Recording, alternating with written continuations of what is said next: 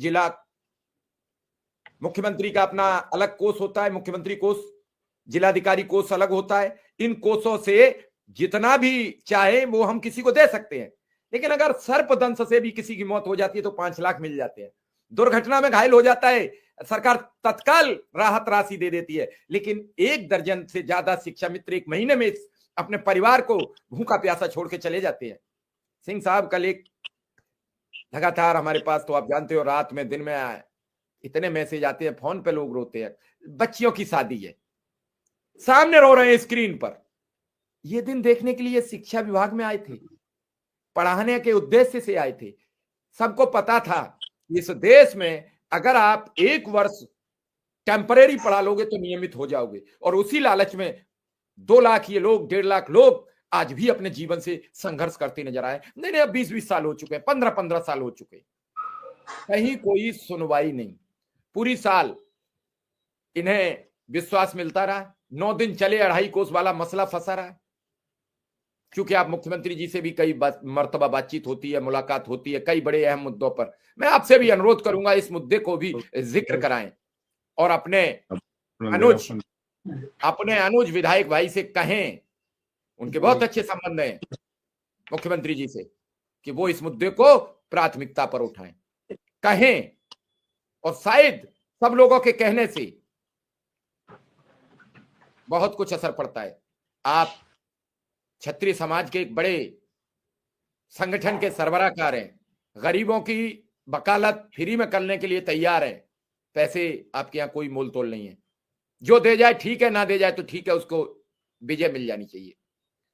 आपसे बड़ी उम्मीद है, मैं आंकड़ा अभी उपलब्ध कराऊंगा एक आध दिन में आपको, सोमवार तक इस मामले को जरा सोचिए और अर्जेंट में डालिए PIL। मेरा आपसे अनुरोध है, अगर हो सकता हो कुछ। वकील साहब। नहीं, मैं बिल्कुल इस पर पूरा प्रयास करूंगा। जैसे आपने बताई, आंकड़े बहुत दुखद हैं और बहुत मन को कचोटते हैं कि क्या हमारा 2024 जाते जाते ये 12 जो मौतें हुई हैं, इनके लिए जिम्मेदार कौन है, कौन इनकी जिम्मेदारी ले। आंकड़े, हमारा देश का जो संविधान है, जिसके डॉक्टर राजेंद्र प्रसाद जी अध्यक्ष रहे और बाबा साहब उसके सदस्य रहे उस संविधान निर्मात्री सभा के, तो उसमें गवर्नर के पास भी बहुत अच्छा फंड है। यहां तक अपने जनपद के जो संसदीय सीट है उसमें लोकसभा सांसद का भी फंड है, राज्यसभा सांसद का भी फंड है, जिलाधिकारी का भी फंड है, आपदा के लिए भी फंड है और सबके लिए है। वास्तव में आपने बहुत सही कहा, एक रोड एक्सीडेंट में भी कोई अनजान गाड़ी मार जाती है, उसमें भी दे दिया जाता है। यहाँ तो मौत के पीछे जान भी जिम्मेदार है, सरकार जिम्मेदार है, सिस्टम जिम्मेदार है, हमारा लोग जिम्मेदार हैं, जिनकी भूख जिम्मेदार है।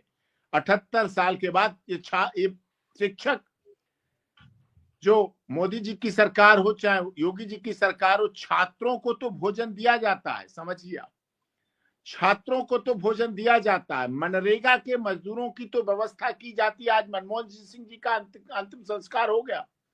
मनरेगा लाए थे मनमोहन सिंह जी, RTI लाए थे जिसके द्वारा पता लग सके। क्या कोई ऐसी RTI नहीं लगी आज तक जिसके द्वारा पता चल सके कितने शिक्षा मित्रों की असहाय मौतें हुई हैं? ये क्या कोई ऐसी मनमोहन सिंह जी को श्रद्धांजलि नहीं दे सकता है? आज मनमोहन सिंह जी का अंतिम संस्कार हुआ। हमारे देश के पूर्व प्रधानमंत्री, 2 बार के सांसद रहे, अर्थ के शास्त्र के बहुत बड़े ज्ञाता रहे और RBI के गवर्नर रहे। आज नोटबंदी अगर ना होती तो हर एक की जेब में, हर एक के दिल के पास माननीय मनमोहन सिंह जी का मनमोहन सिंह दस्तखत किया हुआ नोट होता, हर एक के पास नोट होता था। डिमोनेटाइजेशन आ गया, इसलिए वो नोट चलो हट गए, कोई बात नहीं।